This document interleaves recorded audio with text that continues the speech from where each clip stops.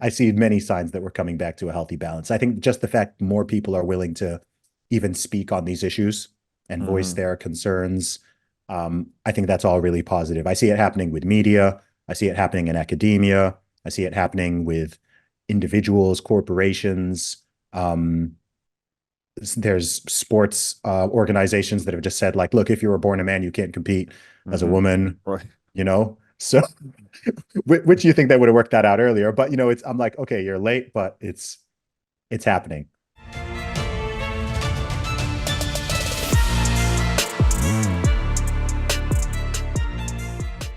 Hey everybody, welcome to the What is Money Show. I am thrilled to have you here joining me on my mission to help shine light on the corruption of money. Now, if this is your first time listening to the What is Money Show, I strongly recommend that you go back to episodes 1 through 9 first, which lays a lot of the groundwork for many of the concepts that we explore on the show. These first 9 episodes are my series with Michael Saylor, and thousands of people have told me that this is the best podcast series they've ever heard, hands down, and that it was instrumental to their understanding of money and Bitcoin. So if you're looking to start a deep dive into the nature of money, I don't think there's any place better that you can start other than episode 1 of this show.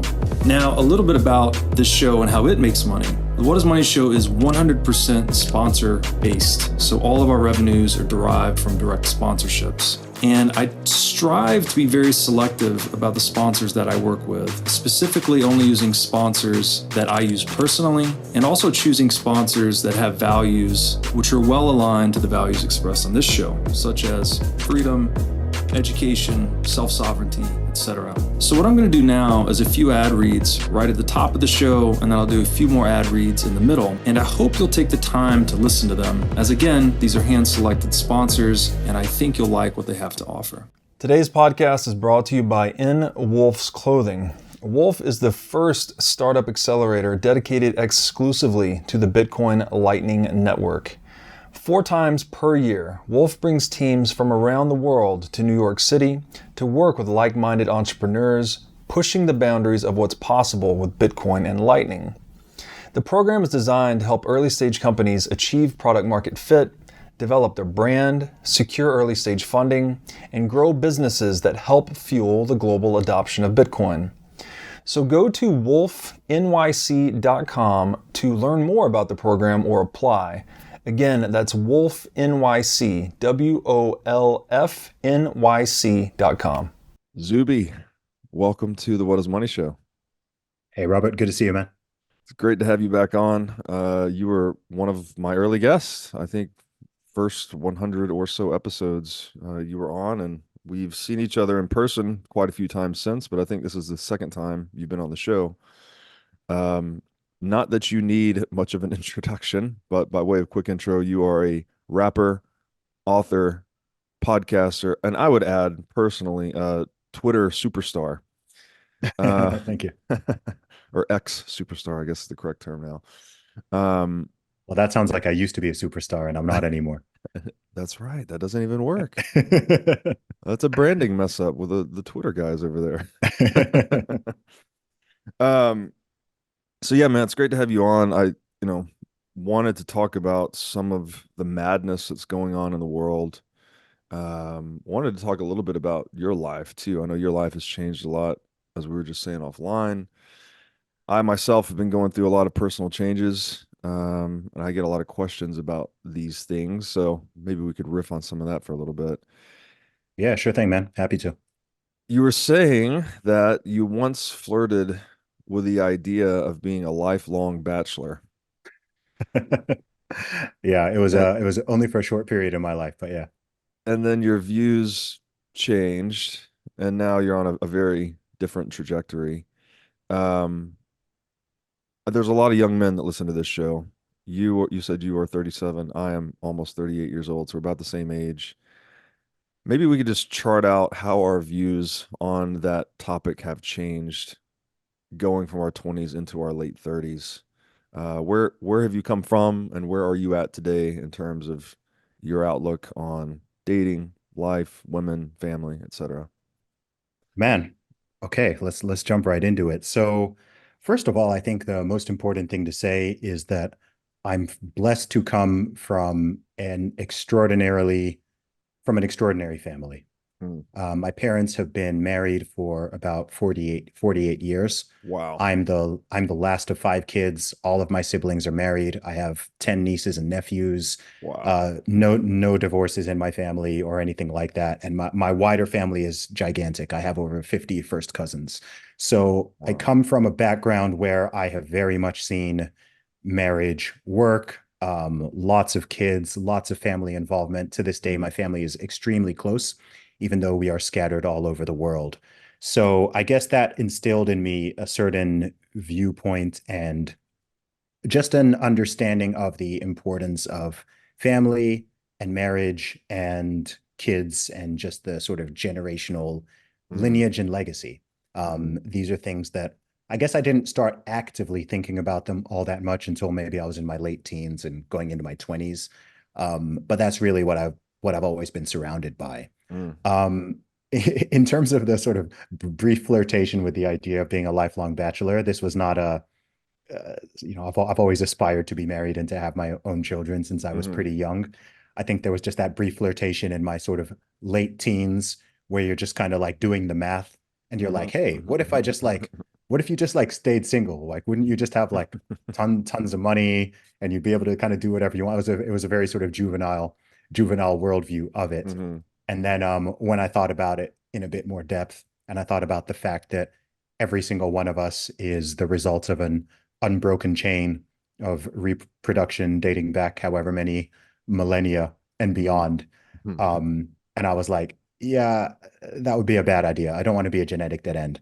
And I think further to that, and this is an important message to maybe both young men and young women, because you and I, Robert, we're at that interesting age where we're sort of young men, but we're also like 2 decades older than a 17-year-old. Yes. Yes. Or an Right. 18-year-old, Right. right? So in some ways, compared to people who are in their 50s, 60s, 70s, 80s, we're very much young men. But you can talk to someone who's 20 and you can actually like tell them some things, right? You've got some years and experience on them. I think one thing that a lot of young people do, and probably always will, is that you tend to only think about your life. You think about the first half of your life. I think most people who are 20, they think of their life up until maybe the age of 40 or 45. Yes. Most young people don't think about what they're going to do between 45 and 90. Right. Right. So you're thinking, okay, this is what I want to do by 30 or 35 or 40, but people aren't thinking of like, okay, in my 60s, in my 70s, in my 80s, this is where I want to be. And I think when you take that longer term view, the importance, look, I'm not trying to even before putting the caveat, the truth is over 90% of people actually do want to have children. The people who don't want to have kids are actually the exception. So I'm not trying to, push any ideology or make anyone feel like, oh, I must have kids, but the truth is most people want to. And when I look, for example, at my parents, my mom is going to be 70 this year, and my dad is approaching 80. And they've both had successful careers. They've done and achieved lots of great things. My dad's been a medical doctor for 5 decades, helped save unknown, I don't know how many people's lives, but he's been a big asset to all the different communities he's been in. But I know for certain, if I were to ask them what they are most proud of and what it is day to day that gives them the most joy, it is their 5 children and their 10 and counting grandchildren. It keeps them young, keeps them active, keeps them in communication, right? Because I think I've never been an old person before, obviously, but I think it's almost like giving you an additional lease on life in a way. Yes. Because you live your life and then you have kids and you see them grow up and you kind of live a bit vicariously through them. Yes. And then hopefully they go on and they get married and they have kids. And then you've got it all again, right? I've got a nephew who's like 7 months old. And I've just been playing with him downstairs, and you're just like, man, this is dope. And it's cool to me as well, because I'm the youngest of all the kids. So I've been an uncle now for 17 years. I became an uncle when I was 20. Wow. And it's been cool with all my nieces and nephews to see that process over and over again. I've got a niece who's going to turn 18 this year. And I can very clearly remember Wow. like when she was, when she was born and when she was just a little baby. And now I'm looking at her and she's Yeah. going to be going off to college and all this. So I say all that to be like, man, this is dope. Yeah. This is definitely something that I want to do and I'm going to do. And I think it's actually exciting because it's that new chapter of life. For some people, it makes sense to do that in their early 20s. For some people, mid or late 20s. For some people, their 30s. Some people don't start families until their 40s. Hmm. People have different paths, right? People could fight all day about what is quote unquote optimal. But the truth is, yes, you can speak in some generalities, but there's people who it totally makes sense for them to get married at 21. And there's people who they have no, and there's people who have no business getting married and having kids at 21, right? So it depends on a lot of factors where you are in life. I'd say as a man, even, where you are financially and in your career and in your maturity. People, develop in different ways and we all have different career paths. Yes. If I had stayed in the corporate world, I probably would already have a family, but Mm. I took a different path. I took this Mm. entrepreneurial creative path. And honestly, it wasn't until my mid 30s when stuff started to pop off in a way Mm. where I was like, okay, cool. I'm no longer struggling just to keep myself afloat.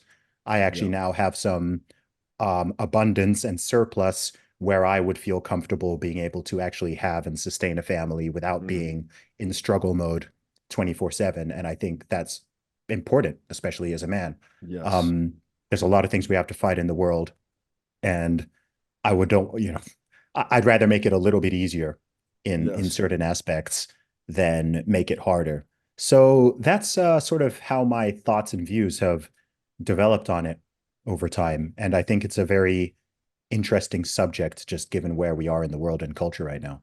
It is the most important subject, right? This Mm. is, as you said, it's the continuation of the species. Um, you are extremely fortunate, by the way. Like, I don't know I many know. people that have parents, you said married for 48 years. Yeah. I mean, my oldest sibling's 10, 11 years older than me. So, and yeah. That's incredible. And surrounded by successful marriages. So all of your role models growing up, or all of the influences in your life are like successful marriages. So like Yeah. that programming, that may be a strong word, but that influence in your life, you're so fortunate to have that because I would say most people in the world at this point don't have that.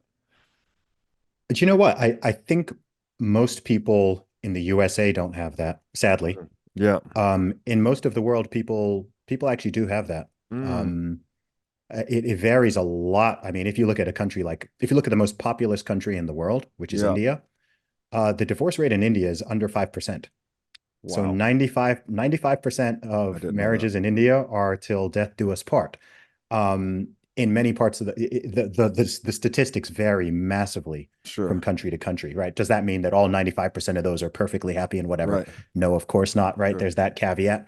But I think that the culture and the attitudes and the law and all of these different dynamics all play a massive role. I mean, if you were to go back to the USA 100 years ago, I believe that the divorce rate was also under 5% if Yeah. you went back to the 1920s.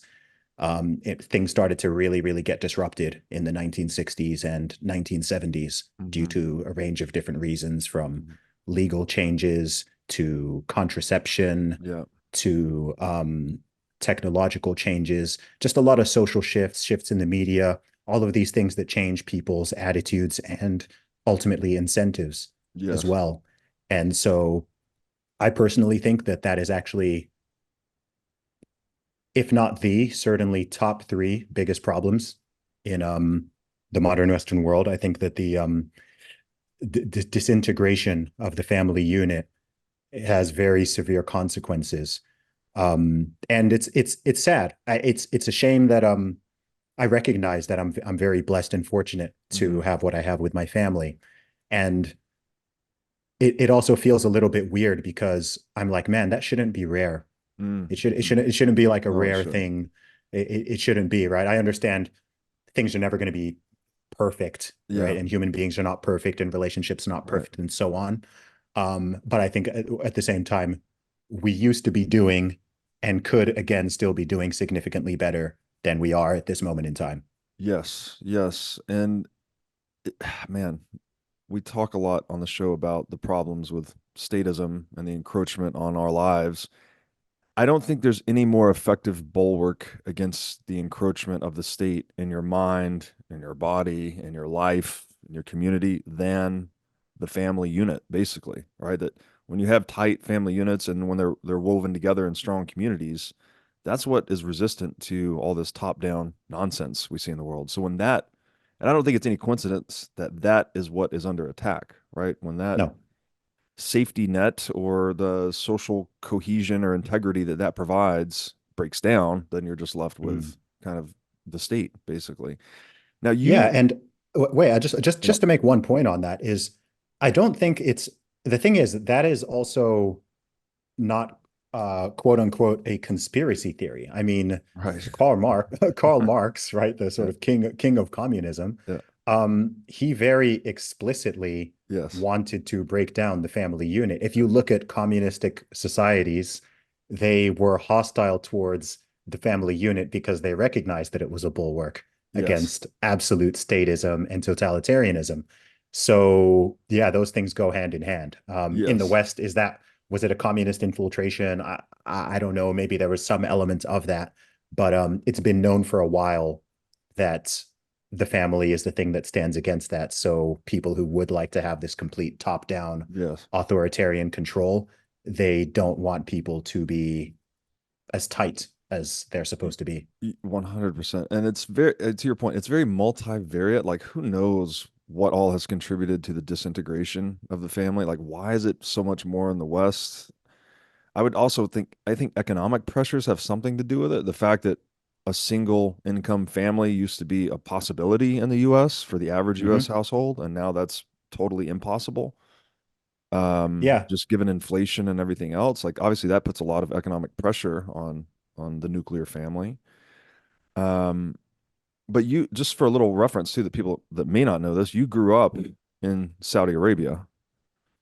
Yeah. So that culture, and correct me where I'm wrong here, because I grew up in Tennessee. I know little to nothing about this, but as I understand it, the culture there values large families and values the family above all else, right? I assume the divorce rate's very low in general in that area. Yeah. I don't know the statistics in Saudi. It is also, I believe it is, it's not as low as it used to be. Yeah. Um, but where I grew up, the community I grew up was I grew up in a very anomalous bubble. So I grew up in an expat community where, okay, Robert, I'm going to tell you something funny. Hmm. I'm going to tell you how much of a bubble I grew up in. I grew up in such a bubble that it wasn't until I was, man, I don't know how old I was, but it wasn't until I was a certain age um, when I learned about, I'll tell you how I learned this. I learned this from, remember the Maury show and Jerry Springer? And they used to have the like, who's the father thing. Yes. Yeah, of Um, course. I didn't know that it was possible to have children with someone without being married to them. Wow. Yeah. That's By, incredible. by the way, I don't mean at 18 years old, by the way. I mean at Yeah. like, maybe 9 or 10 years old or Sure. something. Yeah. Um, but because I'd never even seen it before. Wow. So when I'm watching this TV show and a woman is there with five guys and they're like, "Who's the father?" and I'm like, "Isn't the husband the father?" Like I don't get it because I didn't know anybody. That's I didn't amazing. know anybody who didn't have their mom and their dad because every single person, every single family in my community was an intact nuclear family from all over the world, by the way, right? It's expat community. You got people from all the different Arab countries, from India, Pakistan, United States, Canada, UK, Australia, people from all over the world, but all nuclear families. So that was all I saw. All of my friends, like I know all Wow. their parents. So it wasn't until I went to boarding school, like I said, at the age of 11. And then I was in the UK for 10 years. And so, once I started to see all these different types of family dynamics and so on. But yeah, that's an example of just how sort of insulated and different and ideal in a way that Sure. community was. So I was like in a bubble. But then of course, you'd also go out into what I'd call like real Saudi Arabia. If you wanted to go do anything interesting, then, Yeah. you'd go into one of the cities or something. If you wanted to go shopping, go to the mall, whatever it is. Yeah. So you kind of had those two sides. You had that more Western side of things inside the camp, very international. Yeah. And then also you had, the real sort of true Saudi Arabia Arab side of it. Which by the way was also quite different to the what a lot of people in the West envision who have never Yes. been to the Middle East. And it's changed even more so. I haven't been back to the country for 15 years now. Hmm. I'm going to go there later this year for sure. Hmm. The country has changed a lot. It's liberalized in positive ways, not in Mhm. the sort of crazy woke progressive way that Mhm, mhm. that The word is freedom ways. understood. Yeah, in terms of, they're like, hey, you know what? Maybe we should let women drive. You know what? Maybe we Yeah. should desegregate the restaurants. Maybe we should have some music concerts and cinemas and Mm. stuff like that. So it's interesting.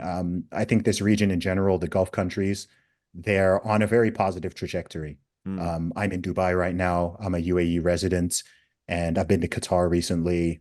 I was in Doha not so long ago, and yeah, they're learning. They're Yeah. learning and they're adapting and they're making some real progress in very positive ways. So it's interesting.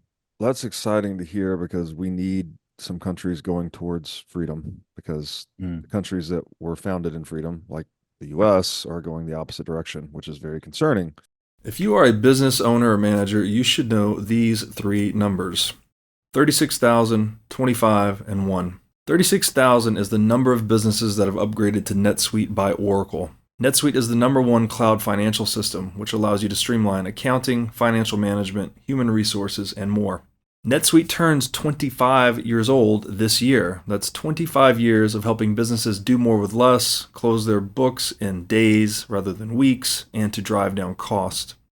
And finally, 1, because your business is one of a kind. So with NetSuite, you get a customized solution for all your key performance indicators in one efficient system with one source of truth. NetSuite is everything you need all in one place. Right now, you can download NetSuite's popular KPI checklist designed to give you consistently excellent performance absolutely free at netsuite.com/whatismoney. That's netsuite.com/whatismoney to get your free KPI checklist. Again, netsuite.com/whatismoney. Now I'd like to tell you about our sponsor, iCoin Technologies. iCoin has released a free software update for all existing wallet holders that includes a secure messaging feature called Chamber. With the Chamber upgrade, you can send text messages with all the security benefits of a cold device. With wallet-to-wallet encrypted messaging, there is zero chance of a message being decrypted by a snooping third party. Chamber's encrypted messages can only be created and read on an iCoin wallet, which means messages are never seen in plain text on a hot device. You can use any messaging platform to send Chamber encrypted messages. Even if the messaging channel is compromised, your messages will remain uncrackable. You can now generate and store your message encryption keys on a cold device. This means you become the central authority and your encryption keys are never seen on a network-connected device or kept in cloud storage by a third party. So why not protect your private communications like you protect your Bitcoin private keys? Pick up a few iCoin Chambers today for friends, family, and coworkers. With the iCoin Chamber, your privacy is built right in. Go to iCointechnology.com today and use promo code Bitcoin23 for 30% off of this new sleek hardware wallet. Again, you are a very fortunate guy to have that influence in your life growing up. I don't come from that. My mother and father separated when I was 5. I did have some good influences in my life, like my aunt and my uncle. They stayed together until death, and Awesome. there were some good influences, but also a lot of not good influences. And then my friends around me, typical US, right? Kind of a mixed bag. Some had successful long-term marriages, some did not. Again, I don't know the numbers either. It's through my Western view, it seems like it's gotten worse in the US over the past 20 years. Like there's more broken families, less nuclear families than not. What Yeah, go ahead. advice, like the people that don't have the fortunate situation that you came up in, the fortunate role models and influence, like what wisdom would you try to impart on them about the importance of family, maturity, masculinity, traditional values, etc.? Because I think there's a lot of people that are they're hungry for this message. They didn't get it when they were Yeah. young. They didn't get the mimetic influence from role models, but they're hungry to learn. So, like, what would you Yeah. offer those people? Yeah, sure thing. Man, let me first frame this by saying that I don't feel like I'm totally qualified to speak on this yet because Sure. I will be married and I will Yeah. be a father, but Yeah. I haven't taken those giant steps yet. Mhm. And so I don't want to sort of come across like I'm speaking from things I myself haven't Of experienced course. directly. But at the same time, I've been a child. I'm a member of a family. I'm an uncle times 10, and Mhm. I've seen a lot of these dynamics. I think maybe the best way for me to answer this would be to I think it's important for people to realize that if if an institution or a way of doing things has existed for thousands of years Mm. across the world, across different cultures and religions and tribes and ethnic groups and all different types of people. And, you know, another caveat, and it's not like something that's obviously wrong to the modernized like slavery, Mhm. um, then there's probably a good reason why it exists. And Mhm. there's probably a good reason why societies formed along those lines and decided to continue and propagate in that ways. If Mhm. you're someone who is data driven, you can pull up data and statistics and you can simply see how much better on average children who are raised in a stable two-parent household do compared to those who are not, whether you're looking at criminality and incarceration rates, you're looking at Mhm. risk of poverty, academic achievement, likelihood to become homelessness, like to become homeless, even obesity, mental health, risk of getting involved in serious alcohol, drug Mhm. abuse, all those kind of things. Um, the numbers are very, very clear. Does this mean that it's all this way or all that way? No. No, of course not, right? No. But the numbers speak for themselves. And I think just from a commonsensical perspective, because I think, Robert, one issue that we have maybe in the modern West is that people I use this term speaking to someone earlier today. C.S. Lewis, the author, has a term called chronological snobbery, Hmm. which is this idea of people who, in any modern era, think that they're so much better Mm. and smarter and wiser and more moral than all of their predecessors, Mhm. right? So there's this thing, when you see people who are like, marriage is outdated, Mhm. or why do we need that, or why should we even have children, right? There's too many people in the world. Like, why Mm. should we have children? You see these kind of arguments on the internet and other places every single day.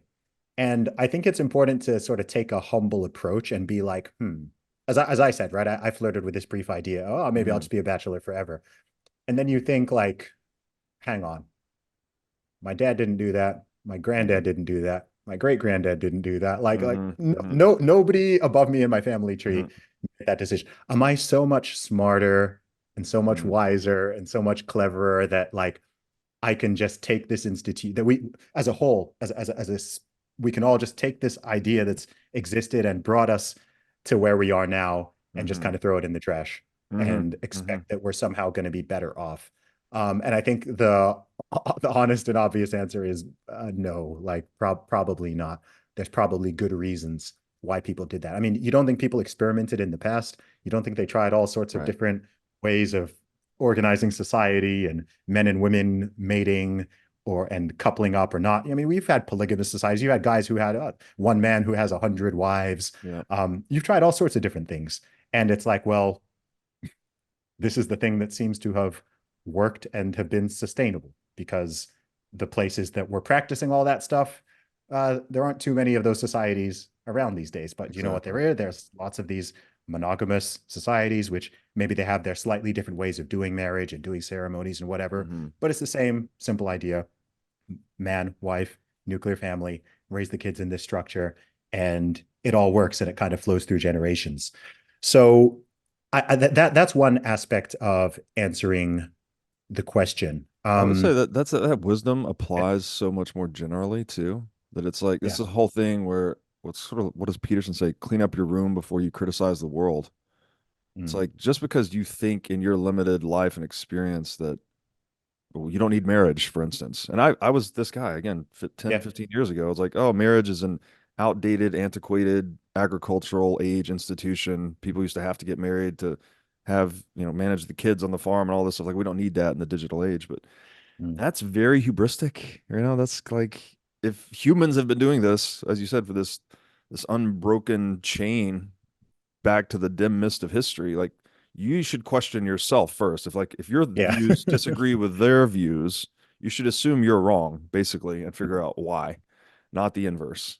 But Yeah. something about, for me at least, and maybe I don't know if other people like this, it seems like maturity, it was like the deeper onset of humility in a lot of ways. Like, I used to Mm. think I knew a lot more when I was young. And then as you get older and you experience more things and you bump up against the world, you're like, oh, wow, I know less and less and less and less and less. And you start to Yeah. respect your predecessors more and more and more. Yeah, for sure. And I think something that adds to the trickiness is, I think the concept that we have in the modern day of adolescence is kind of new. If you think for most of human history, adolescence maybe was like 2 to 3 years. Mm-hmm. Now you can have adolescence kind of up until your 30s, Yeah. right? You can cut you 40s, 50s, yeah, guys do it forever. you can stay Yeah. in this state where like you don't really society doesn't force you to grow up in the way Yes. that it used, right? It used to be the case that by age 18 or certainly 20, like most women were ready to be wives and mothers. Yeah. And by the age of, let's say, 24 or 25, most men were ready to be husbands and fathers, right? By all Mhm. the different markers. And that's been pushed out for lots of different reasons, including higher education, the Mhm. economy, overall culture, the sort of mimetic patterns of people just doing Yeah. what other people around them are doing. So that's been pushed back. So I think that's something that's relatively new. Maybe also the fact that we have much longer life expectancy. Sure. So before it was like, hey, you're 20, like Yeah. You're get about dead. get moved. Yeah, right. Like get moving, right? You only Yeah. got 25 years left, Yeah. maybe. So yeah, so all those things are different. There's another point I was going to make, and I'm trying to, another thing I think is interesting is, we've been talking about kind of like looking back at the past and looking at history. I think another thing you can do is look towards people who are older than us, Hmm. right? So regardless of their situation, regardless of their life experiences, hang out with some people who are in their 60s, their 70s, their 80s, and first of all, like see see who's happy. Hmm. See find the 80-year-old Hmm. who's lived a life that who seems content and happy with their life and has lived with meaning and purpose, and they're not angry and bitter, right? Find the 80-year-old who's joyful and speak to them, right? Find out Hmm. what is it that gives you life? What is it that keeps you happy? What is it that you're proud of? And then also talk to the bitter ones as well, Yeah. right? Talk to them and find out, okay, because I mean, you can make all the same mistakes if you want to, but that's kind of silly. I think it's really, really important to just learn from. I just learn from everybody, man. That's something I really do. I love Yeah. the fact that I'm able to talk to so many people across the board because I learn something from everybody. As you said before, you learn from some people or in some aspects, okay, maybe that's something I shouldn't do. Hmm. And then other people, you're like, you know what? That's something I would like to emulate. Yes. Um, and I think that when you do that, and again, you can look at data, you can look at statistics, or you can just do it yourself and talk to people. I've noticed a strong pattern, as in people who are particularly, let's say, over the age of 50 or so, um, the ones who seem to be like truly, for the most part, genuinely happy and joyful and have Hmm. meaning and purpose and energy, um, they get a lot of that from their families. They get it from Hmm. their children, and that because it's automatic meaning and purpose, right? Like I said, Yes. I'm not a father yet, but I've seen this. I have four older siblings, so I've seen them prior to being parents, and I've Yes. seen them in being parents, and obviously there's something probably just genetically coded in us Yes. that once we have a son or a daughter, it's like, well, I mean, someone wants meaning and purpose, boom, Yes. like there you go, there's your meaning and purpose for the next it's not even, some people are like for the next 18 years, I'm like, it's not. No, it's it's permanent. forever, Yeah. right? It's permanent, man. Yeah. I was talking to I think I've told this story on a podcast before, but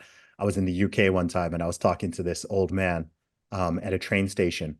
And he came and I don't know. I think I have a friendly face, so sometimes I'm one of those people who strangers often just like talk to, and I'm fine. I like talking to strangers.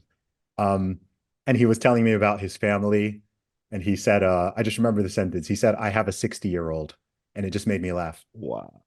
So he's talking about his kids, Wow. right? But the way Yeah. he said it, it's like, you know, Yeah. the way people say, "Oh yeah, I've got a Yeah. 16-year-old, I've got a 60-year-old. 6-year-old." He was like, "Yeah, I've got a 60-year-old, a 57-year-old." And I was like, it just made me laugh because I was like, man, parenting never stops. You Yeah. know, No, parenting never never. stops. Like once someone is a parent, then that's it. And yeah, so I guess those are my thoughts on those are my thoughts on that one. That was my feeling too, actually. Like when you hear this, I think from everyone, right? When like, oh, you can never put it into words what it's like to be a parent. Yeah. And well, here we go. Like all we can do is try. And like that was my experience. It's like I don't know what else to say other than nature flipped a switch inside me. It's like there's Yeah. we're hardwired, we're coded for this, right? Like once you're looking in the eyes of your progeny. I don't know, man. All of a sudden you're Mm. like, wait, it's not. There's someone, I forget who said this. They defined love as the moment you realize something other than yourself is real. So like the arrow of relevance in your youth is like, how is this relevant to me? How is this relevant to me? Me. Yeah. And then all of a sudden, very significantly, I mean, probably less so for people like you that grew up in this environment, right? Like you already were living beyond yourself more so. But me growing up in a very individualistic culture, not having as many of those influences around me, I was probably more of that arrow of relevance pointing at myself. But then once you have your child, the thing reverses, you know? And I really think that's the only place you can really get deep meaning and purpose in life is really living life beyond yourself. Doesn't have to be kids necessarily, by the way. Could be Hmm. like I'm sure you've done the same. When people approach me about anything that I've done, they've gotten value out of it. Like, thank you, this helped me figure this out or change my life in this way. Like, that's amazing. Like, I'm sure your creative work, that people enjoy your music, like, thank you for creating what you do. Like, that gives you a Yeah. deep sense of fulfillment because it's not about you, right? It's not that you were sitting at home alone and jamming to your own stuff. It's like when other people feel it and it changes their life Yes. and it has an effect, like that's when you get that deep feeling. And so I Yeah. think Dude, kids are just the ultimate instance of that, right? You're like, it's the ultimate case of life beyond yourself. Like you're giving all of your life to the next generation. And I don't think there's anything more meaningful. yeah, that sounds right to me, man. And I'm excited about the prospect of experiencing that for myself, hopefully many, many times. You raised an interesting point there about about living for things beyond yourself. And I think that I can't speak for women because I've never been a woman and I never will be, despite how I've identified in the past. And Even with the world but I record? think even with the record, man. I know certainly as a man, and I'm sure this will speak to you. I think every man knows this deep down, even if they've never thought about it. But you want to be useful. You want to be useful to Yes. other people. No, Yes. nothing gives a man the feeling of purpose and meaning like being useful to and respected by others in whatever arena or Yes. various arenas you are in. I think that's just how we are Hmm. hardwired. I've said before that I believe men are always building or destroying, Yes. Yeah. right? If Yeah. men are Yeah. always building, I don't Yeah. really think that there's a neutral. Themselves I or think that others, right? If they're not building exactly. themselves, they'll destroy themselves. Yes, Yes. exactly. And you see this manifest in all sorts of different ways, Hmm. right? What is the biggest killer of men in the UK? Themselves, Hmm. right? Who does most of the homicides and killings and Hmm. horrible mass shootings and these things? It's primarily young men, right? So that's like the most extreme version of it. But you also see less extreme versions of it. Hmm. When I see these accounts on the internet that dedicate I don't know how many hours per day and per week to just hating on other Hmm. people, just trying to tear down, Hmm. trolling nonstop, just attacking strangers, insulting, trying to tear down other people. And I'm just like, I don't know who is behind that screen and that keyboard, Hmm. but I'm like, I know your life is not in order. right? I Yes. know you are not happy. I know you are not working on a constructive project that Right. is adding value to other people's lives because you wouldn't be doing this. I mean, how many hours have you spent on YouTube going around and downvoting videos and leaving nasty Yeah. comments and negative? It's like Yeah. nobody who's happy and who's on any type of path of success is behaving like that. So I encourage young men in particular to take that energy and just channel it into different projects. It's why we're Yeah. both really into health and fitness. Yeah. And it's one of the reasons why I like encourage guys to, man, get in the gym, lift weights, like get Yes. yourself in shape because Yes. it's a project. It's a project. And when you're expending that energy, it has an impact on all these other areas of your life. You're channeling that aggression into something that is constructive rather than Yeah. destructive. Yes. Um, so yeah, you're going to feel less anxious. Of course, you're going to feel less depressed. You're going to have more Yes. energy. You're going to feel happier. You're going to be more attractive. You're going to get more Yes. self-confidence, all of these things. And you can start there. And then you can, hey, build a business or build a career, Yes. build a family, help, mentor, tutor, teach other people. This can take all different forms. I've got my way of doing it. You've got your way of doing it. Yeah. But I think that a lot of our self-esteem, if we really think about it, is based on the knowledge that we are helping people in Yes. various ways, right? You're leading people in a positive direction. Right. You're helping them to think better and to improve their financial situation or improve their physical health or improve their relationships or whatever it might be, right? We're all Yes. experts in different areas. Um, but yeah, I think as a man, that's incredibly important. And I think maybe part of the sort of lack of purpose and meaning that a lot of young men have right now is because Yes. that hasn't really been drilled Yes. drilled into them. The, So they're kind the, of just you're sitting around and You're so right about this. And okay, I guess jumping to the conclusion, right? You need to find meaning, you need to live life beyond yourself, but to really live life effectively beyond yourself, you need to be or feel useful to others, as you said. Well, yeah. what's the prerequisite to that? It's like becoming useful, right? Like actually training yourself, setting goals, whether this is in the gym, this is professionally, like just developing this habit of constant, continuous self-improvement. And then you build all this energy, right? This confidence, this competence, this character, and then you can point that at other things. Mhm. And for me, like I didn't know this. Obviously, I think sports are just indispensable for kids, Yep. especially young men, right? Like they need Yes. some disciplinary framework. They need to point all that energy into something. And I obviously didn't know that when I was young, but I was fortunate to have a stepfather that really pushed me hard in sport, and that laid the groundwork for all of this goal setting and visualization. Like these things carry over to every domain of life. Yes. And you're not going to learn that just sitting in the desk in the classroom. Like you need to get out there, move the body, subject yourself to physical discipline. And the freedom, this is where freedom comes in too, because it's sort of it's paradoxical. You would think, like, what do you mean? You're submitting yourself to a disciplinary framework or your own self-discipline. That sounds contra freedom, right? That's like the opposite of doing whatever you want.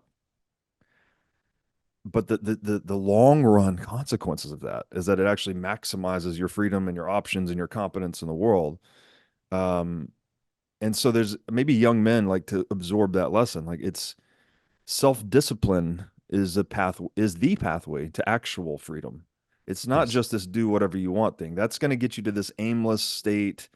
Especially if you're just doing it for yourself, right? The arrow of relevance is pointed just at yourself, not at others. You're going to feel aimless. You're going to feel empty. And it Mhm. doesn't matter what level of success you achieve financially, with women, or whatever else. If you're not doing something that's contributing to others and you're seeing value realized in their lives through your efforts, I promise you're going to feel empty. I don't care if you're a billionaire.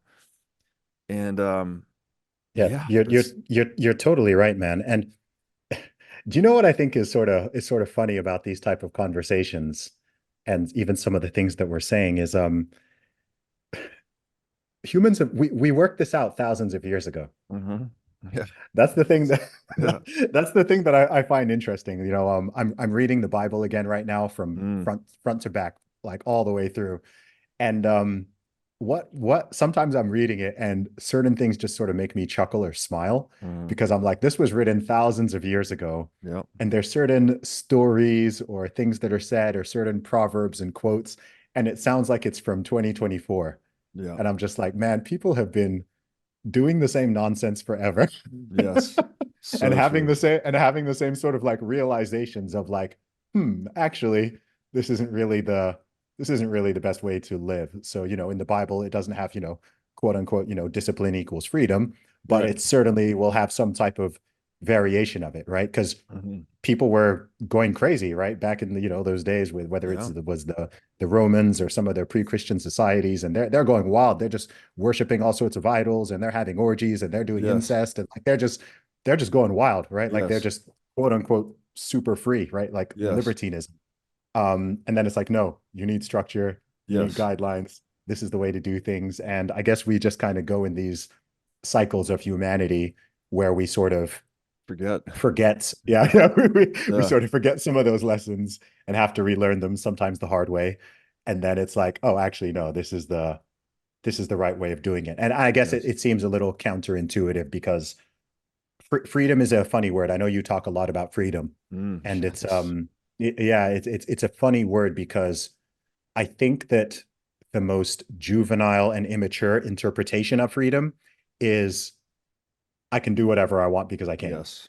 right? 100%. Like that's kind of Yes. like the most simple of just, yeah, Yes. just do whatever you want. And I don't think you could define that as freedom. Um, but it's a very narrow view. Or for example, when I see this a lot in the sort of socio-political world, especially amongst some of my American friends, where they think that freedom and safety are opposite ends of the scale. Right. And they're not. Mm. I've actually been thinking about this quite a lot over the years, especially as I've traveled to all these different cities and countries. And um, Dubai is a very interesting place Mm. because Mhm. Dubai is one of the safest cities in the world. And so if you see freedom and safety just on this scale of like, okay, if I want more freedom, we must have less safety, or Mm. if I want safety, there must be less freedom. It's like there are towns and cities and actual whole countries. I think Japan is like this as well, where you find out, okay, no, that's not it's not that simple. You can have somewhere with high freedom and high safety. I'd imagine that much of rural America is very high in freedom and Definitely. very high in safety, Yes. right? So it's a false dichotomy. It's like the trade-off Mhm. is not that simple. Maybe if you're talking about very young children, maybe if you've got a 3-year-old, then freedom and safety might really be a dichotomy, right? If you Right. want to keep them safe, okay, like you gotta not let them do a lot of things. Right. But I think that when you're talking about adults or you're talking about entire societies, it's a lot more complicated than that. And even as an individual, being disciplined and doing things in a certain way, as you've said, you can maximize your take a okay, let's kind of simplify it. Let's take one aspect. Let's talk about health. Hmm. Okay. If you are disciplined in your nutrition and your training and your overall lifestyle and the way you treat your body, you will have the freedom to have more energy, do more Hmm. activities, spend way less money down the line on Right. hospital bills and whatever Yes. nonsense, right? You will have more freedom as a result of the discipline. If you are take money, finances, Mm. if your idea to freedom when it comes to money is just Blow it. spending everything that you've got, right? Yeah. Blowing everything that you earn and saving nothing and whatever, Yeah. then you're going to find actually you're more restricted. You Yes. now don't have the ability to, okay, now you can't travel. Now you can't afford a family. You can't do this. You now have less freedom because you lack the discipline. So yeah, freedom's a fascinating concept. I think we sometimes get stuck on the most surface level Yes. version of it, but I Yes. think actually it's way more nuanced and complicated than just, do whatever you want. 100, dude. I could not agree more. I really think it's the most, I don't know, there's a lot of tricky philosophical rabbit holes, but I've found freedom to be one of the most difficult, one of the deepest and most difficult to describe in the Bible. And by the way, once you have kids, it's so amazing. Like I read the Bible to my daughter every night when we fall asleep. Like it's Love amazing. it. It's again, it makes you a better person, right? She loves it. I love it. It's great. It talks about like to be, I can't remember where it says this in the Bible. It talks about being a slave to Christ. Mhm. Like it's almost a paradox, right? It's like, what does that mean? Like, and it also says Christ gave us freedom so that we may be free. This Mm. idea of imitating Christ and being like Christ really opens up the freedom of the human race in a way. Like if you love one another, treat each other as family, basically, and love God above all else. You know, don't steal, don't kill, do not bear false witness. If we actually do these things in the world, then we get more actual productivity. We get more wealth per capita. Like we all become richer, more prosperous, longer lives, etc. Um, and so that whole notion of freedom, that's not pure self-direction. That's not everyone doing whatever they want. That's people abiding by principles that work, right? Whether it's private property, whether it's marriage, whether it's just the moral intuition of like, you know, don't hurt one another. Um, that somehow is this is the paradox. Like when you adhere to this universal rule set, which is by definition limiting, right? Mhm. Private property, for instance, right? You whatever you earn, you keep. Whatever I earn, I keep. If we both abide by that, then we get collectively more freedom. You're trading this like short run gain where like, oh, I could just take your sandwich if I'm hungry, typically. But if I Yeah, don't yeah. take your sandwich and you don't take my sandwich, then all of a sudden the world has more sandwiches. So there's Mhm. this huge long run gain at this short run expense. So it's really is an active investment, right? What you were just describing. Like if I Yeah. wake up and go to the gym and eat right and do all these things I don't want to do for years, well, in the long run, I'm going to have more health, less medical bills, you know, more time with my family, all whatever. Like you have just more options basically. Yeah. And so that whole framing of freedom is so damn important. And then to go back to something you said way earlier, like obviously we're all mimetic, we're imitating one another, but I don't think that damns people to be like just a product of their environment where they say, oh, well, my mom was an alcoholic, so I'm an alcoholic. Because I think you can also be, you can either choose, this is where the choice comes in. You can be mimetic or anti-mimetic, right? If you grew up with an alcoholic mother or father, you can learn from that. Be like, oh, this is what I don't want to be. Let me use them as an anti-role model in this respect, and let me imitate these other qualities or habits of people that I do want to embody. So you're in the driver's seat, and you don't need to just, you know, if you grew up and people you didn't have a lot of marriages around you or people didn't respect private property, that doesn't mean you have to grow up that way. You can make the choice and move towards freedom rather than away from freedom. Yeah, absolutely, man. There was one point I was gonna make. I just remembered when you were talking about just kind of some of the advice for young people out there.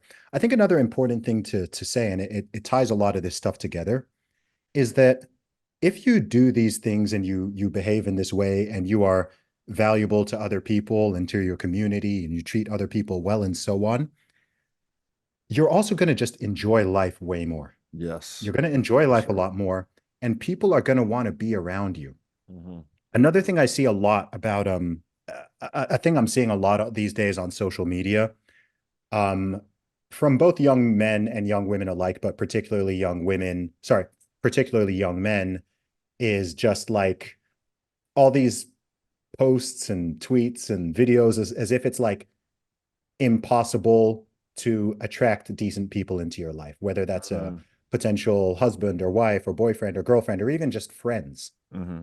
And look, I understand for some people certain things are going to be more difficult for others. For some people, we all have our advantages and disadvantages. But if you are genuinely a positive, friendly, kind, polite, useful, valuable Hmm. person, you are going to attract all sorts Yes. of great people into your life. Birds of a flat feather truly do Hmm. flock together. One of the coolest things about social media is like, we've met a couple times in person now, Hmm.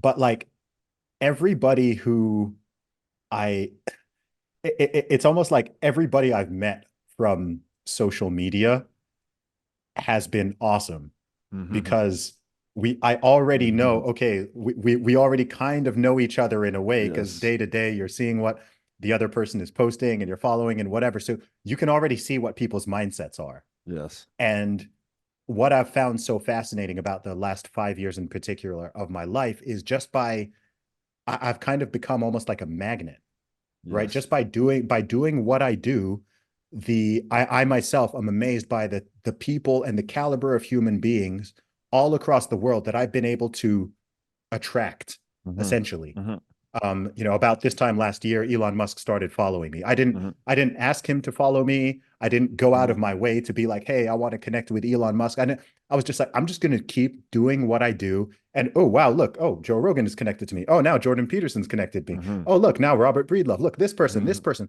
all over the world. And I think that's truly incredible, right? Yes. You can just be there and you can just put out a signal in the real world and online, and you just turn up day to day. You offer your insights. Again, you treat people kindly and with politely and with dignity. You don't Mm-hmm. spend all your time Mm-hmm. attacking people and trolling people and insulting people and whatever. And lo and behold, hey, now this girl likes me. And now, oh, this person wants to work with me. And Mm-hmm. oh, look, this person wants to come on my podcast. Or look, oh, potential business deal. Oh, this is being drawn to me. And so that's really the way that it works. For the people who are there who are just kind of feeling like frustrated or angry at the world or whatever, that attitude in itself is it's repulsive to people. It Yes. repels people. No one wants to be around the person, guy or girl, who's just being nasty all the time, who's hostile, who's mistreating people, who's just complaining about every little thing all the time. And yeah, I think that kind of gets forgotten by people sometimes, as obvious as I think it should be. I think people forget that people like to be around people who are pleasant to Yes. be around. So that's a great Dude, start. It doesn't cost anything to be polite and kind to people. it's so Um, true. but it can It's it can pay very big dividends. pay all, I mean, it's everything almost. It's you want, yeah, you want people to want to be around you because that is the source of all opportunity essentially in the world. The Mhm. what's the old saying that your vibe attracts your tribe? So if you want to actually be with a certain type or caliber of person, whether this is in friendship, romantically, professionally, it's like you need to actually don't try to go pursue that. It's not like where is Yeah. that person at? It's like actually focus on becoming that, and then they will come into your life. I love on this topic just I love hanging out with Bitcoiners, by the way, because like it's Mhm. they just there's no you automatically know, as you said, you have common values. There's no small talk, right? Like you don't need to sit there and like feel out what their worldview is. Just you know that you're aligned on so many deep things that you just start talking about all this very interesting stuff. And they're very smart people and they've got a lot of cool things to say. Yeah. I do want to ask you something about this though, because I actually struggle in this department. I'm naturally a very low enthusiasm person. I'm not overly excitable, and people are always like, "Are you Yeah. okay? Are you mad? Like you look mean." Um, and I found too, I don't know, gaining this knowledge that we have, which is looking through, let's say, the veils of a lot of the bullshit that's put in front of us, right? Like mainstream media narratives, wokeism, whatever the narrative that's being served to us, we tend to look through it. Yes. And when you look through it, you see some darkness, right? It's like, Mhm. oh, it's an attempt at either brainwashing people that are susceptible to brainwashing, or it's an attack on human rationality itself. You start looking into human history. Human history is a pretty dark thing.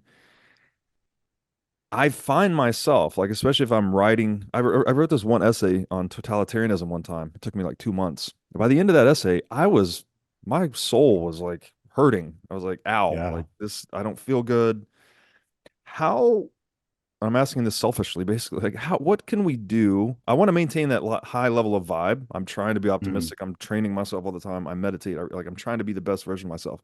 But there are times where I feel my attitude drifting into that pessimistic. I get pessimistic on humanity sometimes, and I don't like to even say that. You know, I'm like, if I Yeah. look at the long arch, we've come a long way. We're doing great. But when you get sucked into the short run, you're like, oh man, we're going the wrong direction. So like how do Yeah. you maintain the high vibe with the Hmm. knowledge without having like ignorance is bliss to be your high vibe? That's a fantastic question, man. Because I'll tell you when the most extreme of that was that whole 2020 to Yeah, 2022 same. period with the lockdowns and the mandates and the craziness and just the division in humanity. Um, that was a very dark time. I think people like to pretend it didn't happen and people didn't say and do the things they said and did. But we remember. And I was very much in the thick of that from the beginning of 2020.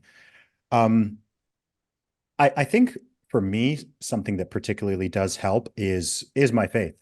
Mm, My yeah. faith in God, my faith in Jesus, Mm, knowing how the story ends, yeah. and knowing, look, ultimately good triumphs over evil.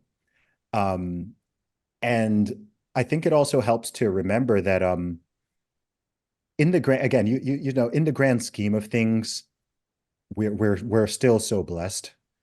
Um, I would not have wanted to live through the 1930s and 40s and World War I and World War II. And humanity has been through some extraordinarily dark times, much Yes. darker than what Yes. is going on now, right? You had Nazism and all flavors of communism and fascism all at the same freaking time, Mm-hmm. right? Mm-hmm. Mm-hmm. It was gnarly. Like the mid 1900s were very gnarly. There have been horrible genocides. There was thousands of years of slavery, racial segregation, like just all sorts of brutality and war. If we had existed in certain times in certain places, there's a near 100% chance that we would have just like been marched off to go die in some random war or Mm-hmm. whatever. Or, all of our loved ones would get sick with random diseases and there's no antibiotics. And Yeah. so when I think of it in that way, I'm like, man, I don't have a lot to complain about Yeah, because for sure. like it's really okay. Now, when it comes to other people, because I think that's one thing that can certainly be blackpilling, Mm-hmm. obviously surrounding yourself with people who share your values and who you get on with and so on. But I also find it helps to a thought that I actually find quite not comforting, but honest and useful is recognizing that I can't save everybody and it's not my job to, Mm-hmm. right? Like you can't save everyone. I think people who have a certain disposition, we kind of want to save everybody, right? You could take Bitcoin, right? Like you want like Yeah. everybody to Right. Yeah. you want everybody to get it. You want Yeah. everyone to like for it to just click, and you're hearing these stupid arguments and you're seeing people Yeah. just say, and you're just like, what are you guys even talking about? You know what I mean? Like, why are you trying to be you're defending the slave system and you're fighting Yes. against the one that could free you, right? The, We saw the same thing during that whole COVID era. yes. And The you're just like victim people are defending the victimizer. yeah, people like clinging onto their masks and screaming at people for Yes. not having them and like taking all of that. And you're just like, what are you guys, what are you Yeah. doing? Like, I'm coming from a good place of wanting you to not be swept up into all of this. Um, but I think, you do what you can. And Mm-hmm. I once had a tweet going viral. I think I said, the job of a lion is to waken the other sleeping lions, not the sheep. Mm-hmm. So I think there's a percentage of people who you can wake up, right? Mm-hmm. You give them a rational argument, you Mm-hmm. explain something to them or whatever, and they change their mind. Yeah. Um, or they're at least open to it. And then I do think there are just some people who it's just like, you know what? Like I've I've tried. I can't help someone. You see this in all sorts of things. There are people who are addicted to drugs or they're addicted to Mm-hmm. alcohol or they're addicted to food or whatever other negative Mm-hmm. habit. And they genuinely want help and they recognize they have a problem and you can help them, Mm-hmm. right? Mm-hmm. Someone who's 100 pounds overweight and they genuinely want to lose weight, I can help that person. Mm-hmm. The person who is 100 pounds overweight and they're totally in denial about it, or they're wanting to blame everybody but Yeah. themselves or whatever, I'm like, man, until that shifts for you, Yes. I can't really help you because I could give you all of these ideas. I could literally tell you what to eat day to day, Yeah. but if you don't do it and if you don't train, then I can't do much. So Yeah. I think it's good to just, do what you can and help the thousands, millions of people that you can. And then, put your hands up and be like, man, Right. like Right. I've done my best, like Right. I've done my best. I cannot red pill the entire world or orange pill the entire world or get everyone sort of over to this side. Um, and that's just the reality of it. But I think if we can like live our lives and die and be like, you know what, like, man, I did my part. I played my role. I did what I could. Then I think that's extremely noble. It's such a fantastic answer, actually, because you're being humble, right? It's like, I can't save everyone. I'm just going to do what I can. And that's exactly why good triumphs over evil, which is your point. Like in the longer run, good is wise and humble, right? Like Yeah. my favorite definition of evil, I think, comes from Paradise Lost. Evil is the force that believes its knowledge is complete. So Mm. it's totalizing knowledge. Like the totalitarian impulse is literally that. It's like, oh, I know this is the plan. Everyone follow this and we'll be fine. But reality is not containable within just knowledge.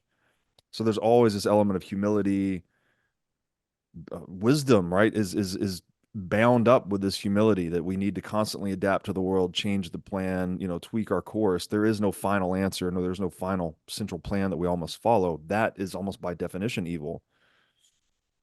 And so when your answer is like you're enacting the goodness that is what triumphs over evil in a way. The way you say that is you're coming from a humble position, basically. Yeah. One of my highest health priorities is keeping my brain in top shape. To take care of my brain power, I do many things, such as striving to read, write, exercise, and meditate daily. One of the latest tools in my brain power toolkit is MindLab Pro. MindLab Pro is a nootropic supplement that is scientifically proven to enhance your brain power. When I take MindLab Pro, my mind feels like it has a better grip on the world. My thinking is more lucid, and the articulation of my speech is much more clear. MindLab Pro has been tested in rigorous, double-blind, placebo-controlled human trials and has been proven to enhance brain power for users in every age group. MindLab Pro is an advanced formulation of 11 nootropic ingredients and is backed by research from 1,473 human trials conducted over a period of 32 years. So if you're looking to start enhancing your brain power, MindLab Pro is an excellent solution. Go to mindlabpro.com/breedlove to start enhancing your brain power today. Again, that's mindlabpro.com/breedlove. Now I'd like to tell you about our sponsor, CrowdHealth. CrowdHealth is a crowdfunding platform for paying medical expenses in lieu of an insurance policy. CrowdHealth recently announced that it is integrating Lightning payments with Breeze's Lightning SDK. In the United States, we spend more than twice the average amount of money on healthcare than other developed nations. Medical costs are one of the leading causes of bankruptcy in the United States, and it is not a secret that the medical system in the US has many issues. The CrowdHealth model is based on offering an alternative to the conventional insurance policy at a cheaper price point. For a monthly membership fee of $50, CrowdHealth will negotiate medical bills to get the cheapest price possible, help locate healthcare providers, offer access to their member crowdfunding service, and more. Prior to the Breeze integration, CrowdHealth had been functioning over traditional fiat payment rails, which introduced unnecessary transaction fees and delays in settlement. By integrating Lightning payments into the CrowdHealth business model, payments between members can now be made with near zero fees and with final settlement occurring in mere seconds. So go to joincrowdhealth.com/breedlove today to sign up. Now, I want to talk. So, Socrates said that the beginning of wisdom is the definition of terms. And the Bible says, I think something like the fear of the Lord is the beginning of understanding. And if you look at the where that word comes from in ancient Greek, the word fear could also mean like reverence or awe. And Lord or God, like obviously an undefinable word, you could almost say that is a word for that which is beyond words. So you have Socrates and the Bible saying that there's something about wisdom that is beyond words. It's like in human action rather than something that's explicitly definable in some code, right? It's more like rules of thumb and heuristics rather than, do this specific thing. So wokeism seems to be an attack on definitions, if nothing else. And if the beginning of wisdom is the definition of terms, is wokeism possibly a state-sponsored attack on wisdom or rationality itself? And where are we? And I think you said earlier that you think we might be past peak woke, which is definitely encouraging news. And we only have a little, take as long as you want. I don't want to keep you longer. We said an hour, but I know it's a huge question. Take it as far as short as you would like. What is wokeism and where are we on this woke curve in human history? Wow. I would say that wokeism is, I think my definition on it has changed very slightly. I think it's a basket of ideologies, but I'd also add that I think it's also a basket of behaviors. Mm, I used to limit it just to ideology, but I think that there are also certain behaviors that are typical of wokeness. Um, I think it's the basket of ideologies includes various types of critical theory, so mhm, critical race theory, critical gender theory, trans ideology, anti-capitalism slash Marxism, um, sometimes outright communism, but certainly collectivism. mhm, Identity politics is a massive factor, grouping people, particularly along the lines of race, gender, and sexuality, those mhm, three in particular. Um, it's almost like a left-wing version of many of the things historically associated with the extreme right, mhm. Of course, an right? incursion, of Yeah, course. yeah, it's like this strange inversion. Um, and then I think there's also the behaviors that come along with pushing the ideology, which include being big on, false accusations, labeling people who you deem your opponents, being willing to use or condone violence if you think that Mm, it's at the ends of your ideology and your political aspirations. Um, yeah, it's weaponized compassion. mm. Maybe that's a good way to Yeah, put it. yeah, yeah. It's because the people who tend to fall for woke ideology tend to be people who are relatively high in the personality trait of compassion, Mhm, because all of these things are not framed in. I think the reason why it's caught on so well is because, okay, let's say you take far right ideology. I think there's a reason why Nazism is dead and pretty much has been dead, whereas you've still got large percentages of young people identifying as communists and socialists. And mhm. you can go to university and you could wave a hammer and sickle or wear a hammer and sickle Right, t-shirt, and people might be a bit like, a little bit weird, but whatever. But you're not going to see someone wearing a freaking Nazi right, swastika, right. right, regalia, right? People would consider them crazy, despite the fact communism killed way more people Yeah, yeah, by orders of magnitude than Nazism, actually, in the grand scheme of things. yes. And I think for the reason why that is because communism and all of the other things in this sort of like far left basket of ideologies, they appeal to human compassion, Mm, right? mhm, Notions of equality, or now they say mhm, equity, notions of social justice, notions of the downtrodden, whether that is, mhm, that could be women, it could be gay people, it could be quote unquote people of color. I hate that term. mhm, It could be the poor, it could be whatever it is. mm. And then sort of seeing the world as a simple matrix of hierarchy where, at the bottom of the totem pole, you have straight white men who are Mhm. probably Christian. And then at the top, you've got, I don't know, transgender, lesbian, disabled, dwarf or something like that, Right, right? This person is the most virtuous because they have the most oppression points.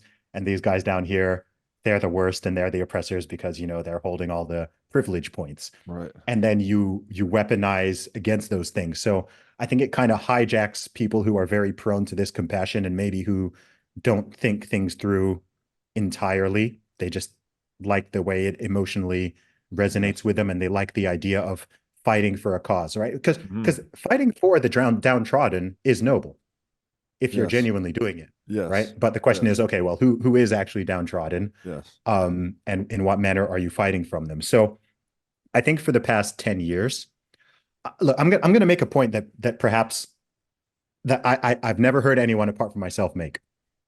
And I'll tell you why and where I think wokeness really, why I think it had the timing that it did. Mhm, Because I noticed that it was from about 2012, around 2012 onwards, is when it really that was really like the decade of the rise of wokeness. Let's say mhm, 2012 to 2022. And I've thought a little bit about why I think this is and why I don't like the term the left. but to use the term, the left in the USA, UK, Canada, all these countries, why they sort of started getting obsessed with transgenderism and adding all these letters to the LGB acronym and like just getting into like all the anti-racism, bizarre anti-racism stuff and all that. I think that up until 2012 or so, approximately around that year, in the Western world, there was always a legitimate fight for the left wing of the political aisle. So if you were someone who genuinely cared about people who were marginalized or not treated equally under the law, or, who were being victims of violence socially, or who were socially segregated or legally segregated or whatever, if you think all through American history and history of other places, you could always identify those groups. If you went back to 1950, you could point out groups and say, okay, these people are not actually being treated equally under the law, right? This group of people can't vote. This group of people is not allowed to eat at the same restaurant or use the same doors or this or that or whatever. And then I think that I remember prior to 2012, I remember what the big fight for the liberals and the progressives was. It was always actually, they were really, really fighting for same-sex marriage, right? Now, I can have my own religious position on that, but that was like the last thing that someone could reasonably argue is a discriminatory law against a group of people. People can debate that, but I think that was like the last thing on the books that someone could sort of make a rational argument against that. And so once that was legalized and generally accepted,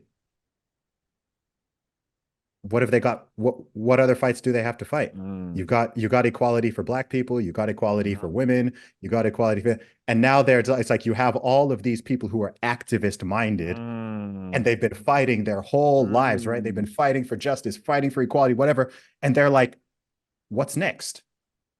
So then they make trans, right? And I think like that's when they just went. They like if I think of the timing, because prior to 2012. You probably never even heard the word transgender. Right? You probably never seen like, they were putting rainbow flags like everywhere and adding new stripes to it and like doing like they got really, really goofy in that following decade. And I think it's just because it's kind of like rebels without a cause. Like there's just no, right. you actually, you've achieved, you said Pendulum you were swung fighting too far kind of thing. Exactly. Right. Like you were fighting for equality, and then, okay, like you've achieved, like, maybe someone can point something out to me, but I'm not aware of any law in the USA or the UK or Canada which is like discriminatory against a group of people, like something that men are allowed to do this, but women are not, or straight people can do this, but gay people can't, or white people can do this, but brown or Black people can't. Like in the past, that always existed. It's gone. Like, it's like, cool. Like you did it, right? Like you've achieved it. And I think that's why wokeism just kind of took off. I think people have just been looking for the next fight. It's like, dude, have you heard at any point in your life prior to the last few years, have you heard as much talk about white supremacy? Okay, so actual white supremacy is at an all-time low. At its peak, the KKK had over 4 million members. Wow. What have they got now? 4? Like, who even is a white supremacist? Like it's not like some, but I've never heard so many people, white supremacy this, white supremacy. I'm like, who and what are you even talking about? Right. Like I've been to the USA many times. Like, I'm not seeing people running around in Klan hoods and burning crosses. And like, I'm not seeing congressmen and mayors running on trying to reinstitute racial segregation. Like, it's unthinkable. Yes. But all of a sudden you've got people like talking about this and talking about fascism and talking about like all these phobias and isms and whatever. And it's just, most people are kind of looking at it like, what exactly are you referring to? Because this doesn't seem to be matching with reality. So that's a long answer as to why I think what wokeism is, why I think it's risen. But I also think it peaked 2020, 2021. And I think that we're now in the very early stages of it, of the pendulum coming back. And And so part of the reason I say that, go ahead. what are the indications of that? And I wanted to ask too, like, do you think the state leaned into that? Because it feels like wokeism may have been emergent, so, like, the way you described, but then it seemed like Mm, someone threw fuel on the fire. Like the state yes. started really pushing, you see rainbow flags on the White House propaganda and all this shit. Like they started to lean Yeah. into it and fund it. Were they trying to like co-opt that narrative for their own purposes? You know what? I actually have I think it could be a lot of different things. I have a theory on this. I have a theory on this, especially when it comes to what I call woke capitalism. Mm-hmm. Yeah. You remember Occupy Wall Street, Yeah. 2008? Yeah. I think that in the light of that 2008 financial crisis, that 2008, 2009 period, I think that there was a moment across the Western world where a lot of people, regardless of their political stripe or their social class, started to work out that something was sort of shifty Mm-hmm. with the way that these banks, with the way these Mm-hmm. banks were operating and so on.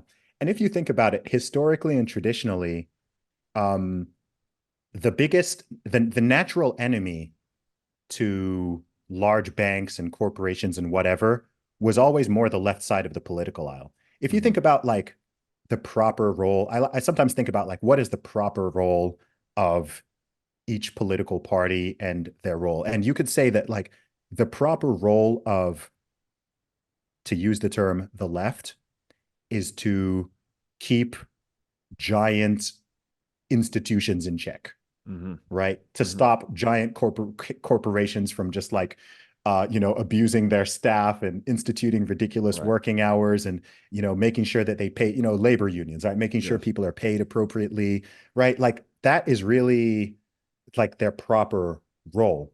And so they're natural enemies to a lot of these big banks and financial institutions Mm-hmm. and so on.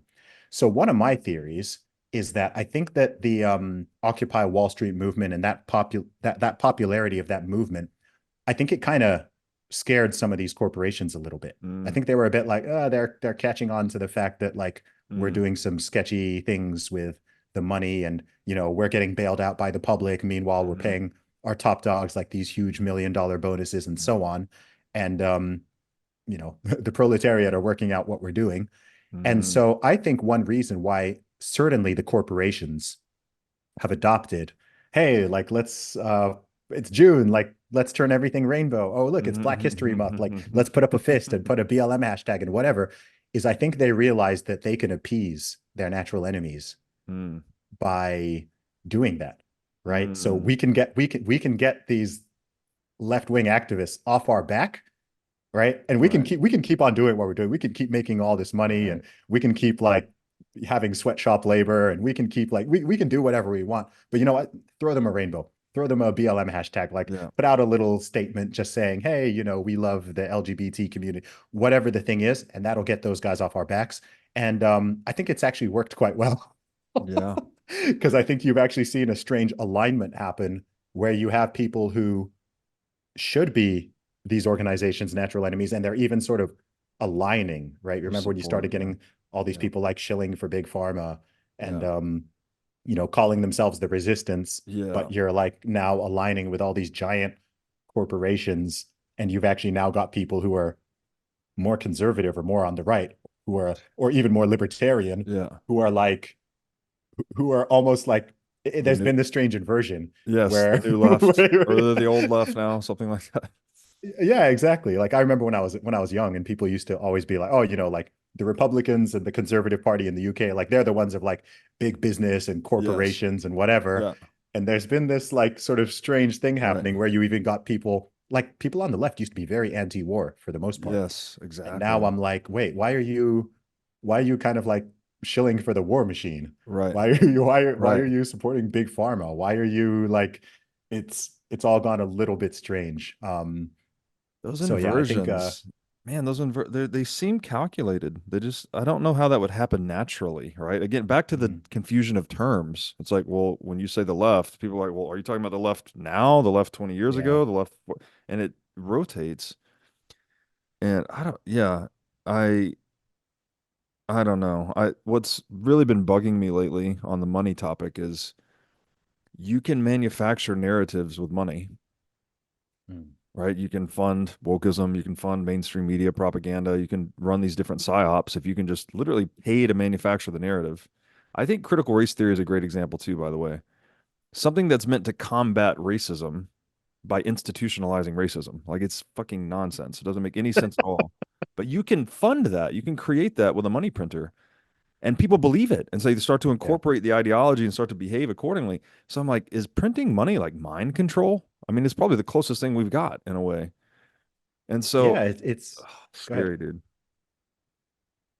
Yeah, it's certainly a factor because they can prop up things that otherwise would collapse a lot earlier than they do when you've just got all the funny Yeah. money printing. Just like you Yeah. can keep wars, just like you can keep wars going on Yeah. Zombie forever. companies, like it's the same thing.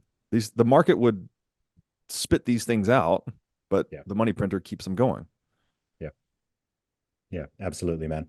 But yeah, but to be optimistic, I think that people are really tired of the woke stuff, man. Yeah. I've been speaking about it publicly. I've been noticing it since like I don't know, 2013, 2014. I've really seen it creeping up. Mhm. But I've been speaking about these things publicly, especially on Twitter or the platform now known as X, since 2018. Mhm. And there's been a like when I was talking about this stuff in 2018 and 2019, like it's man, it's been 5 years ago since I did that deadlift where I identified as a woman. Nobody was talking about it at that time, man. Like Yeah. think about it. No one was talking about that issue. People were like skirting around it. Yeah. People didn't even think it was real. People were like, is this really a problem?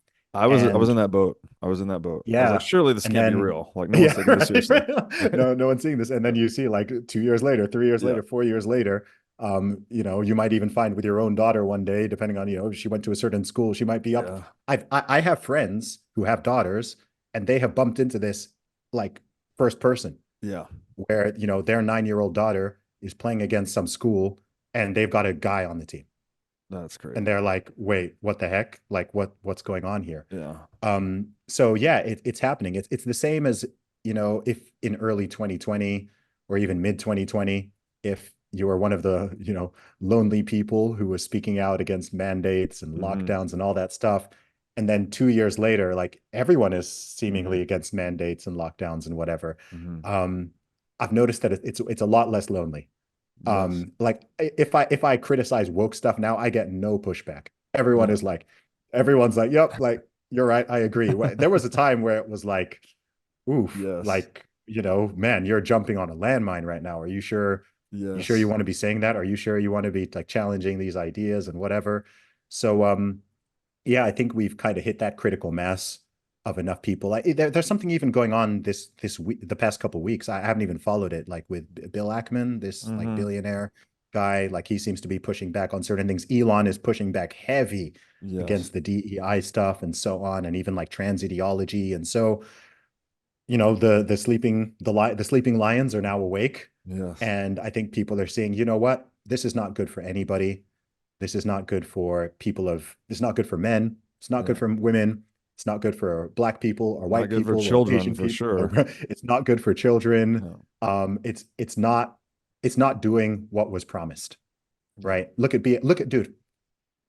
Let's give the most obvious example. I can't believe I missed it, man. Um, dude. Okay, let me tell you how I know that. Okay, we've definitely passed peak woke. Do you know the most controversial tweet I've ever put out in the almost 15 years I've been on Twitter? When I say controversial, I mean the only one that ever caused me genuine problems in my life. It was my tweet in spring 2020 criticizing BLM. Really. Dude, that was the only post I've ever put out which caused like actual problems in my life, like with personal relationships with people very close to me. I don't Wow. just mean like internet backlash. I mean Yeah. like, yeah, I won't even go into it in detail, but that was the one because and my only sin was being too early. Mm-hmm. Mm-hmm. Mm-hmm. Right? You remember the BLM summer of 2020, right? You remember Yeah. how emotional people were, how Right. jacked up people were, how like it was crazy and it was Yeah. global as well. Remember people posting the black square on Instagram and like Yeah. all the hashtags and like how many millions of dollars got donated. I said the whole thing was a scam. I said this is a Yeah. scam organization. Um, and they're I can't remember the exact wording I used. The tweet is still up. Um, and now, where are we now? A few years later, everyone's like, oh yeah, BLM is a scam. Yeah. I'm like, oh, now you worked it out. Right. Now you worked out that they took millions of dollars and they went out and they bought large mansions, and none of that money went to any racial justice causes. It Right. didn't go to rebuilding anything. It did, all that happened is the people who were running it massively profited from it and made off like bandits, right? Are racial relations better? Yeah. No. Are Black people in America doing better? No. Was there investment into certain areas and communities? No. Um, and I said that from the beginning because this organization has existed for the best part of a decade.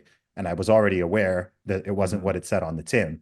But because it had a nice name and because people are emotional and whatever, this went crazy. So I think that in itself is a massive change. I mean, if the view of BLM from 2020 to the view of BLM now, like if someone said that like they support BLM now, you're like, really? Like, you know, that they're like, right? Even normies Yeah. are like, yeah, Yeah. like it's not. So yeah, I took a lot of flack for that. But yeah, I think things have changed. I think there's been a big shift in the Overton window and a shift in the public consciousness. And as much as it's, dude, I'll tell you another thing that was huge. I think Elon buying X is huge. For sure. I think it's huge. Having at least one big platform where you can actually speak pretty freely. I recognize it's not perfect, Sure. but compared to what it was like, It's way better. compared to what it Oh, was yeah. like, man, you know, the walls were really closing in on everybody. So I think that what he's done with that in the future, people are going to recognize just how important it was to have that Yes. sort of pressure release valve For sure. where people were just being stifled. You remember when they were banning all the doctors, anyone Yeah. who was questioning the man, like it got bad. And yeah, it's gotten better, man. So maybe we just need to make sure we don't overcorrect into the other direction. Right. But I think we'll come back to I see many signs that we're coming back to a healthy balance. I think just the fact more people are willing to even speak on these issues and voice their concerns. I think that's all really positive. I see it happening with media. I see it happening in academia. I see it happening with individuals, corporations. There's sports organizations that have just said like, look, if you were born a man, you can't compete as a woman, Right. you know? So which you think they would have worked that out earlier, but you know, I'm like, okay, you're late, but it's happening. So I Good think ones out. Good ones out. yeah. Right. I mean, Yeah. I, yeah. And do you know, man, sorry, you're triggering so Please. many thoughts here. Is the other thing, the other reason why I'll also think woke ideology will collapse is simply because the ideas are not good, right? Yes. These are Yes. these are Yes. not good and pro-social and sustainable ideas, Right. right? So any of them, critical race Right. theory, it's terrible idea. Terrible idea, right? So you're gonna sit down all of these children of different colors and ethnicities, and you're gonna tell the white kids that they're guilty for things that people who did in the past who shared the Right. same amount of melanin as them, and that they're privileged, and that Right. they are somehow oppressing their friends who are Right. of a different shade. And then you're telling the black kids that you know, really you're second class citizens, and you know, white people are privileged over you. Right. And oh, and by the way, we live in a society that's based on white supremacy, and you're going to have to work 10 times as hard to achieve the same thing as your friend Billy because he's white and you're brown, and whatever other nonsense there. Like Right. all of this is terrible stuff. Like Rather it's than really teaching them that they're individuals and their choices matter and their actions matter, and like giving them yeah agency and the ability to participate in history, rather than yeah like, oh, here you're a victim of this, you're a victim of that. Here's how it works. You know, it just you're destroying the sovereignty and individuality of kids basically. So then they yes grow up with this class mentality, and we're right back into mhm, Marxism, right? It's like this exactly. class versus that class. Or even worse, because I'll tell you one of the biggest problems I have with wokeness is it if left unchecked, it actually has the potential to trigger and create the enemy that they talk about, but which hardly exists. Mm-hmm. Right? Every force has an equal and opposite reaction. And Mm-hmm. if you keep pushing the far left ideology, you're going to create, you can actually push people to an extreme right. Sure. And we've Right? seen Because if that you're too. going around, like, look, if you're going around and you're like telling, you're telling white people that they are evil and that they're oppressors and that they need to atone and Mm-hmm. they're guilty of things that they've never done and whatever, do you not think that at some point you're going to create like a white identitarian movement? You're going to get people who Of are like, course. "Hey, I'm proud to be white. Like we should like okay, black people are allowed to stick together and this group is sticking together. Mm-hmm. Okay, now white people need to stick together and we need to do all this." And I'm like, "Guys, we've been here before." Yes. like Right. Yes. we've been here before. I'm Yes. grateful to have been born in a time when the world was already beyond all of that stuff. And I think it's Yes. quite pleasant. I think it's quite cool that we could all just like interact with each other Yes. and be friends with Yes. each other and do business with each other and sit in the same restaurant and we can date and marry women of whichever background or ethnicity Yes. or whatever. And it's not like, dude, there used to be like laws against that not so That's long ago. crazy. Yeah, right. And so I'm just like, guys, like this is where it's funny because a lot of people in the West, I'm generally considered, like a conservative or libertarian, and I am in many ways. But in this area, I'm like, to me, this is like true liberalism. Mm-hmm. Like this is what Yes. liberalism was supposed to be. It's not supposed to be collectivism. It's Right. supposed to be, hey, you see and treat people as individuals Yes. on their own merit, content of Right. character, not Right. their immutable traits. I'm not here like judging people based on uh, you know, oh, this is your color or this is where you're from or this is your Right. sexuality or Right. you're a man or you're a woman, so I'm going to treat you totally different. I'm Or just you're like, look, tall or man. you're short. Like, yeah, Yeah. it's so obvious in a way, like, because obviously that's what's real, that people are individuals, people have the freedom to choose. Like, you can't just be like, oh, well, that person's tall and that person's tall, so let me put them in the same bucket, they're equally bad or equally good. Yeah. It's amazing that this class consciousness thing has been so effective, but I agree with you, there's a lot to be hopeful for, and it seems like a cohort of people is waking up to this bullshit. It's like, you Yeah. can't, we're always going to need labels and groupings to decomplexify the world and talk about it, but talking Mhm. about the world is not the same thing as participating in the world. Like, Mm. there's the complexity beyond words. Again, back to the whole wisdom thing, right? That the world's made up of acting individuals, not groups. Yes. And I don't know, that it's so obvious in a way, but we're coming out of the dark ages still. I was blown away to learn that this book I've been reading recently, 175 years ago, they were having academic intellectual debates at institutions like Harvard about whether or not white people were superior to other races. Like, this was an Oh actual yeah. open point of academic, like, trying to figure out, are we not? It's like, are you fucking kidding? Did no one just stand up at any point and be like, I'm pretty sure we're all human. Like, I'm pretty Dude, fucking sure we are all human. did you hear about what Germany did 80 years ago? I don't know. Right? Like, dude, 1994, 80, Rwanda. is it only 80 years ago with Germany? It's It's only 80 been years 80 ago, man. years. See, that blows my mind. See? That's Yeah, what I mean. it It's feels like, like the distant past, but yeah, it's 80. It's a one person yeah, ago. one person ago. It's Yeah, scary when you think of it that way and you yeah. see how far things went. And that's why I'm very, very cautious and um critical of identity politics in general. Hmm. I'm really not a fan of it when people just start speaking in these like very, very broad Yes, collective it's terms low and resolution.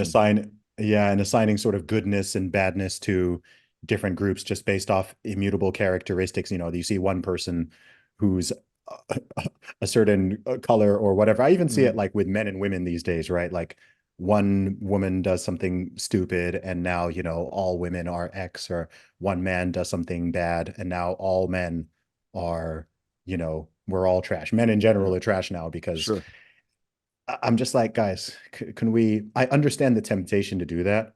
Hmm. I can understand it because it's like being a cognitive miser and just oversimplifying the world and using Yes, very exactly. basic heuristics. So I think there's always a temptation, and there's also an audience for it, which I think is a bit Yes. of a problem. It's kind Yeah. of incentivized in a way. And I'm just like, guys, let's be cautious here. Mhm. I know we're all going to overgeneralize sometimes. Sure. I've done it a couple times on this podcast, right? Sure. I don't like using the term the left, but I Right. don't know another shorthand way to talk about it in a way Exactly. people will understand. Yeah. But like, let's just be cautious of, whenever someone is making a statement of, all black people are X or all white people are Y or all men are this. It's always untrue. You're, It has to yeah, be untrue. It has to be untrue. yeah, Like, yeah. Unless you're saying something like, oh, they have a heartbeat or they have two legs or yes. something. It's Right. like, Right. Right. Right. if it's like a value assignment or a personality Yes. assignment or a behavioral assignment, Right. you're usually going to be like pretty far off base, and it's not going to be that useful. 100%. And that's it. I mean, that's a key to rationality. Is like it's okay to use the things to decomplexify the world, but realize that it's provisional and it's shorthand, as you said. It's not the world, right? Yeah. What did the Taoists say? Don't mistake the finger that points at the moon for the moon. Like it's a pointer, it's a proxy, it's a representation. So I've kept you way too long, by the way. Oh, dude, it's all Um, good. I've really enjoyed the convo, man. yeah, I really have as well. Like, thank you for always speaking out against wokeism, and I'm so happy to see it falling apart. I didn't catch on to it took me a while. I was like, surely people don't take that seriously. Yeah.